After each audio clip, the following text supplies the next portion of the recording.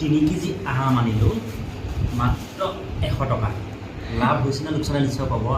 এটা কাটি গৈ খালোঁ, মানে এইটো এটা আপোনাৰ পূৰা পকি আছিল, খাই ভাল লাগিল আৰু এটা ডাঙৰকৈ চাইছোঁ মানে, কাৰণ 100 টকাত আনিছোঁ না, এতিয়া বস্তুটো কেনেকুৱা মানে দুটা খাই চালে গম পাম ন, গতিকে খাই চাওঁ কেনেকুৱা লাগে। আৰু আপোনালোকে 100 টকাত মানে খাইছেনে দিয়া 100 টকাত 3 কেজি আম লাভ হ'ল নে আমাৰ লোকচান হ'ল নিশ্চয় আপোনাক কমেণ্ট কৰিব। আৰু এতিয়া এটা কাটি খাই চাম কেনেকুৱা লাগে।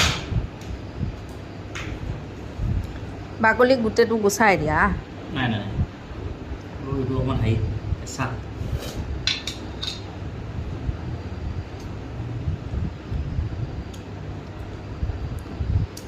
মজা মজা মানে এইটো যিটো খাইছিলোঁ তাতকৈ অকণমান মানে এই অকণমান টেংচি আছে। এইটো মানে গোটেইটো চেনি দৰে গোটেই মিঠাই, মানে টেঙা কোনো ভাৱে নাই, টেঙা বুলি কোনো আমৰ টেঙা বুলি নাই।